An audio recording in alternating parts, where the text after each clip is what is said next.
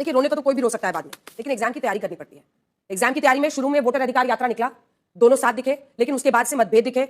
CM announce होने में late हुआ, उसके बाद से 10 सीटों पर फ्रेंडली फाइट करेंगे, एक साथ आप लोग अनाउंस करें। जब हम लोग पूछते थे तो आप लोग छोड़िए, आप लोग देखने दीजिए। मतलब कब तक दूसरे पर दोष मढ़ेगी ये पार्टियां जो अच्छा नहीं कर रही हैं। कंचना जी, मतलब आपने अपने आप को क्लीन चिट दे दिया, सारी गलती किसी और की है। चुनाव आप हारे, गलती किसी और की। देखिए, 10,000 जो पैसा था उस पर एक बहस हो सकती है, और उस पर कि चुनाव आयोग चुनाव हो रहे हैं उस टाइम ये पैसा जाना चाहिए नहीं जाना चाहिए, ये बहुत बड़ा इशू है। इस पर हमने तमाम नेताओं से सवाल पूछे। किसी के भी तस्वीर पर ब्राजीलियन मॉडल का फोटो मिला आपको? नहीं मिला होगा, क्योंकि हम रियल लोग हैं। हमारे पे ब्राजीलियन मॉडल का, यूएस मॉडल का, कहीं के मॉडल का फोटो नहीं लग सकता है। अंजना जी, आज रिजल्ट आए हुए 5 दिन हो गया और आज मुझे विपक्ष पे मुझे तरस आ रहा है। तो काम करना था तो काम नहीं कर रहे थे। बिहार में आप नौटंकी नाटक कर रहे थे, वोट चोरी हो रहा है, वोट चोरी हो रहा है। इलेक्शन कमीशन ने आपको आमंत्रण दिया, जैसे हमें आमंत्रण दिया कि ऐसे की प्रक्रिया हो रही है, जिन नाम को जोड़ना है या डिलीट कराना है। आप बताइए, आपकी पहचान होती होगी, बड़ा से बड़ा आदमी चाहे पहचान की जाती है, वोट लिया जाता है। क्या सिस्टम है इंडिया का? सब गड़बड़ है, सब झूठ है, सब मतलब सब खेल है। अंजना जी, मैं कांग्रेस को हराने के लिए ये 272 लोग, चुनाव आयोग, सब जो आपको कह रहे हैं सारे दोषी हैं। आप लोग बस पाक साफ है, आपको जनता बहुत पसंद करती है। अरे सर, हम तो कह रहे हैं आपकी सरकार बन रही थी बिहार में, ये तो ज्ञानेश कुमार की वजह से सरकार नहीं आपकी बन गई। और तीसरी सबसे इंपॉर्टेंट बात, जब इसी साल मार्च में बजट पेश हुआ था, कहीं पर भी तो इस 10,000 का कोई जिक्र नहीं था। तो ये पैसे आए कहां से? ये लोग तो मतलब झूठ की ही खेती करके तो यहाँ तक पहुंचे हैं, वरना आज जहां पर ये लोग बैठे हैं, ये खुद से मतलब मैं नहीं मानती, मैं खुद नहीं मानती हूँ गरिमा जी की किसी तरह से ये जनादेश है। तू है कौन रे? आप एमसीसी के दौरान 10,000 रुपए बांट रहे हैं, सारे नियम कानून को तोड़ते हुए, ताक पे रखते हुए। आप ही देना कह रहे थे बिहार का वोट नहीं, आप ही कह रहे थे ना बिहार का वोट नहीं बिकेगा। गजब बेइज्जती है। नहीं बेचेंगी बिहार की महिलाएं वोट, अब आप कह रहे हैं बिक गया वोट बिहार का। सॉरी। दोस्तों, आपने देखा होगा कि राहुल गांधी कभी एटम बम तो कभी हाइड्रोजन बम फोड़ने की बात करते हैं। अब आप समझ सके हैं कि बम कौन फोड़ता है। आतंकवादियों वाला भाषा बोलेंगे और फिर कहेंगे कि वोट चोरी हो गया, चुनाव आयोग बिका हुआ है, ईवीएम खराब है। आज की डिबेट इसी मुद्दे को लेकर हो रही है, जिसमें आरजेडी की प्रवक्ता कंचना यादव और प्रियंका भारती जो रिजल्ट आने से पहले बड़ी बड़ी बातें कर रही थी कि इस बार बीजेपी की जमानत जब्त हो जाएगी और तेजस्वी यादव 18 नवंबर को बिहार के मुख्यमंत्री की शपथ लेंगे। लेकिन आज जब जनता ने औकात दिखा दी तो सब भूल गए और अपने साथी कांग्रेस की तरह वही घिसा पिटा आरोप लगाने लगे कि ईवीएम खराब है, ये है, वो है। तो चलो दिखाते हैं आपको आगे का पूरा वीडियो। देखिए, रोने को तो कोई भी रो सकता है बाद में, लेकिन एग्जाम की तैयारी करनी पड़ती है। एग्जाम की तैयारी में शुरू में वोटर अधिकार यात्रा निकला, दोनों साथ दिखे, लेकिन उसके बाद से मतभेद दिखे। सीएम अनाउंस होने में लेट हुआ, उसके बाद से 10 सीटों पर फ्रेंडली फाइट करेंगे, एक साथ आप लोग अनाउंस करें। जब हम लोग पूछते थे तो आप लोग छोड़िए, आप लोग देखने दीजिए। मतलब कब तक दूसरे पर दोष मढ़ेगी ये पार्टियां जो अच्छा नहीं कर रही हैं। पिछली बार आप ही की पार्टी ने इतनी अच्छी परफॉर्मेंस की थी। देखिए अंजना जी, मुझे लगता है कि आपने हाँ कितना वोट जुड़े, कितना वोट घटे, ये सब बातें तो कर लीजिए। जहां तक बात यहाँ पर संस्था की हो रही है, संस्थाओं पर चोट कर रहे हैं राहुल गांधी जी और अपोजिशन। अच्छा बात नहीं है।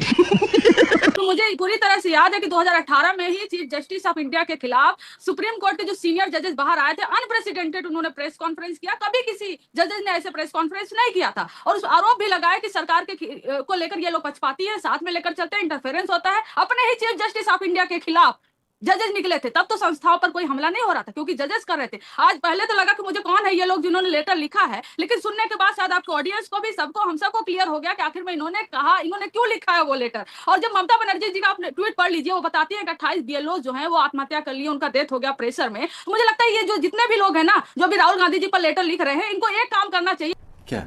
इलेक्शन कमीशन को, कि इनको बीएलओ बनाकर भेज दे ग्राउंड पर। और ऐसे ही आपको याद है कि जब सीएनआरसी हो रहा था तो आईएएस ऑफिसर ने रिजाइन मार दिया था। 2015 में छत्तीसगढ़ में मोदी जी को एक आईएएस ऑफिसर चश्मा पहन के चला जाता है, उनको रिसीव करने, उसको समन कर लिया जाता है। कितना इस देश में अधिकारियों की इज्जत की है प्रधानमंत्री नरेंद्र मोदी जी, वो सब देख रहे हैं। समस्या यह है कि एक बस ज्ञानेश कुमार गुप्ता जी को बचाने की योजना चल रही है। मुंह से सुपारी निकाल के बात कर रहे बाबा। अरे इनके लेटर लिख देने से इलेक्शन कमीशन ऑफ इंडिया के ऊपर जो सवाल उठ रहे हैं कि आप ही मानिए ना, अभी अनुप्रिया जी हैं, असिस्टेंट प्रोफेसर का इंटरव्यू हुआ था और कई सारी स्कीम चल रहे थे जो नीतीश कुमार जी के सारे एमसीसी की वजह से होल्ड कर दिए गए थे। आखिर में ऐसा क्यों हुआ कि 10,000 रुपए को होल्ड नहीं किया गया और फर्स्ट फेज के पहले और सेकंड फेज के पहले पैसे अकाउंट में भेजे गए? क्या किसी अधिकारी ने, रिटायर्ड अधिकारी ने या किसी भी ऑफिसर ने लिखा इसके खिलाफ कि ऐसा नहीं होना चाहिए? नहीं। और सेम अगर वेस्ट बंगाल में ममता जी की गवर्नमेंट है, अगर वो 10,000 रुपए, 15,000 रुपए महिलाओं के खाते में और पुरुषों के खाते में बांटने लगे, तो क्या ये लोग फिर लेटर नहीं लिखेंगे ममता जी के खिलाफ? हमको नहीं पता। कंचना जी, मतलब आपने अपने आप को क्लीन चिट दे दिया, सारी गलती किसी और की है। चुनाव आप हारे, गलती किसी और की है। देखिए, 10,000 जो पैसा था उस पर एक बहस हो सकती है, और उस पर कि चुनाव आयोग चुनाव हो रहे हैं उस टाइम ये पैसा जाना चाहिए नहीं जाना चाहिए, ये बहुत बड़ा इशू है, और इस पर हमने तमाम नेताओं से सवाल पूछे। लेकिन चुनाव आयोग चोरी है कर रहा है, चोर है, वो चुनाव जिता रहा है, इस पर इन लोगों की चिट्ठी है। इस पर नहीं है कि 10,000 रुपए दिए या नहीं दिए वो सही है या गलत है। बात तो सही है। नहीं, हाँ। सुनिए उस पर आप अंजना जी, प्रश्न उठा इतने सकती सारे हैं, पैनलिस्ट बैठे हुए हैं यहाँ पर, सब बात कर रहे हैं, क्या किसी के भी फोटो पर इलेक्शन कमीशन ऑफ इंडिया का जो वोटर आईडी कार्ड हम लोग को देती है, किसी के भी तस्वीर पर ब्राजीलियन मॉडल का फोटो मिला आपको? नहीं मिला होगा, क्योंकि हम रियल लोग हैं। हमारे पे ब्राजीलियन मॉडल का, यूएस मॉडल का, कहीं के मॉडल का फोटो नहीं लग सकता है। अनुप्रिया जी जल्दी से। अंजना जी, आज रिजल्ट आए हुए 5 दिन हो गया और आज मुझे विपक्ष पे मुझे तरस आ रहा है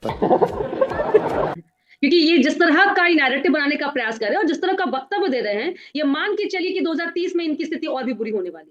जब समय है आपको है कि हार में सहज स्वीकार कर करके आपको मंथन करने का समय, तो आप आरोप लगा रहे हैं। यही आरोप मैं कंचना जी दुखी मैं आप एक जिस तरह की मैसेज आपके प्रवक्ताओं के बारे में कहा जा रहा है कि देखिए आपके कारण हार गए, क्या ये सही है? नहीं, ये पूरी की पूरी पार्टी को जिम्मेदारी लेनी चाहिए। इस पे आरोप लगाइए, उस पे आरोप लगाइए। जो आपने आपके ही मैं वक्तव्य से एक बात निकालती हूँ, आपने कहा कि बीएलए जो भी लोग लेटर लेके भेजे उनको कहे आपने बीएलए नियुक्त कर लीजिए। आप तो मानती हैं ना कि आपके कार्यकर्ता पहले रहे, आप बीएलए बना के नहीं भेज पाई। नहीं आपको काम करना था तो काम नहीं कर रहे थे। बिहार में आप नौटंकी नाटक कर रहे थे, वोट चोरी हो रहा है, वोट चोरी हो रहा है। इलेक्शन कमीशन ने आपको आमंत्रण दिया, जैसे हमें आमंत्रण दिया कि एसआईआर की प्रक्रिया हो रही है, जिन नाम को जोड़ना है या डिलीट कराना है आप बताइए। तब आप नहीं आए, तब आप सुप्रीम कोर्ट में गए कि भाई ये प्रक्रिया गलत समय पे हो रहा है, इसका विरोध होना चाहिए। सुप्रीम कोर्ट ने आपको फटकार लगा दी। जनता के बीच जो आपको जनहित में काम करना था कि कौन लोगों का नाम रहना चाहिए नहीं रहना चाहिए, वो काम आपने किया नहीं। आपने काम क्या किया? क्या भाई देखो, ईवीएम खराब हो जाता है और मुझे लगता है कि आरजेडी के प्रवक्ताओं को, आरजेडी के नेताओं को कम से कम मंथन करने चाहिए। तो कांग्रेस के इसी नैरेटिव के साथ में रहिएगा तो आपकी पार्टी का यही हर्ष हो। और मुझे लगता है कि जिस तरह कांग्रेस दे रही है, ये हाशिए में चले जाएंगे। देश में 99 पे आ गए और मैं फिर कह रही हूँ कि यही नैरेटिव बनाइएगा कि देश की जनता कोई मूर्ख नहीं। ये बड़ी अच्छी बात कही आप। ठीक है, अभी तो छोड़ दीजिए, 2014 में भी इनकी सरकार बनी थी अभय जी, तब तो आपकी व्यवस्था थी, सब कुछ आपका था जी। सीबीआई के लिए उसी सर्वोच्च अदालत ने कहा था पिंजरे का तोता, तब तो आप भी नहीं कर पाए थे। अरे वोटर निकलता है साहब, वोटर निकलता है अपने घर से, और अगर वोट वो नहीं दे पाता वो वहां पर डटा रहता है। जैसे आप भी जाते होंगे, आपकी पहचान होती होगी, बड़ा से बड़ा आदमी चाहे, पहचान की जाती है, वोट लिया जाता है। क्या सिस्टम है इंडिया का?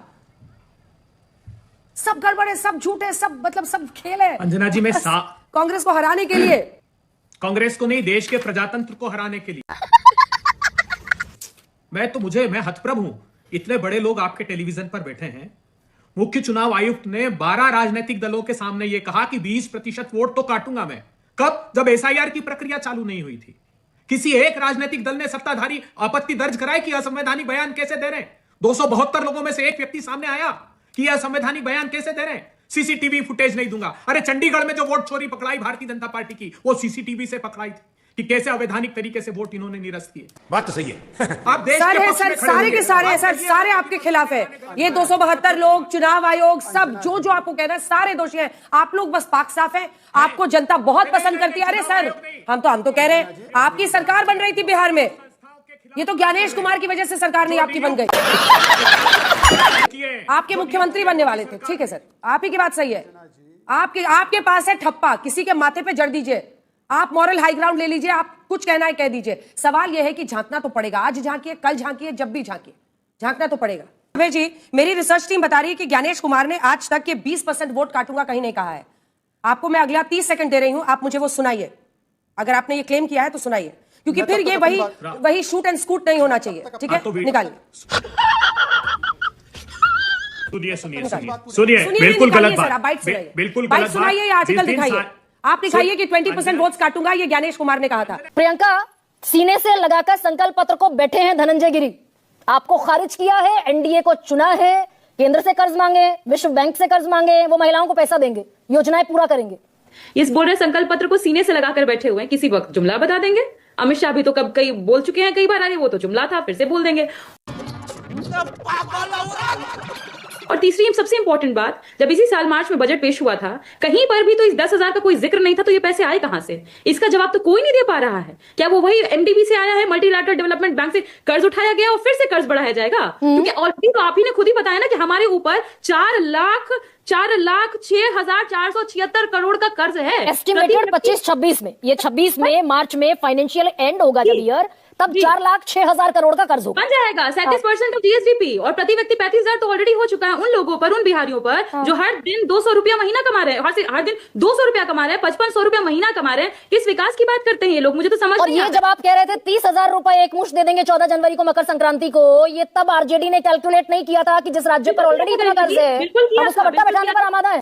लवणे न भोजन नहीं, बिल्कुल किया था, तभी तो हमने कहा था कि हम एमएसएमईज लेकर के आएंगे, हम छोटे उद्योग स्थापित करेंगे। पर आपने कहीं देखा इन लोगों को, कभी प्रधानमंत्री जी को या मुख्यमंत्री जी को एक बार भी मुंह से पलायन कहते हुए, एमएसएमई कहते हुए, नौकरी कहते हुए, या ये बताते हुए कि हम रोजगार कैसे सृजन नहीं, करेंगे? देखा है भाई, संकल्प पत्र में हर जिले में, संकल्प पत्र में मेंशन है हर जिले में एमएसएमई लगेगा, उद्योग यूनिट लगेगी हर जिले में। यही नहीं, अभी और सुनिए। तो बजट में ये तक नहीं बताते, कि 10,000 रुपए हम महिलाओं को देने वाले हैं, जबकि पिंक टॉयलेट बता देते हैं, पिंक बस बता देते हैं, पटना में महिला हाट बता देते हैं, पर बजट में ये नहीं बताते। वो संकल्प पत्र में कुछ भी लिखते हैं, क्या फर्क पड़ता है? ये लोग तो मतलब झूठ की ही खेती करके तो यहाँ तक पहुंचे हैं, वरना आज जहां पर ये लोग बैठे हैं, ये खुद से मतलब मैं नहीं मानती, मैं खुद नहीं मानती हूँ गरिमा जी की किसी तरह से ये जनादेश है। तू है कौन रे? मतलब झूठ की खेती होती तो ये प्रचंड बहुमत 89%, 90% का स्ट्राइक रेट है दोनों पार्टीज का, जेडीयू और बीजेपी का। ये तो तभी संभव है ना, जब चुनाव आयोग ने किसी तरीके से लेवल प्लेइंग फील्ड रखी ही नहीं। आप एमसीसी के दौरान 10,000 रुपए बांट रहे हैं, सारे नियम को, कानून को तोड़ते हुए ताक पे रखते हो। आप ही थे ना कह रहे थे बिहार का वोट नहीं बिकेगा, आप ही कह रहे थे ना बिहार का वोट नहीं बिकेगा। गजब बेइज्जती है।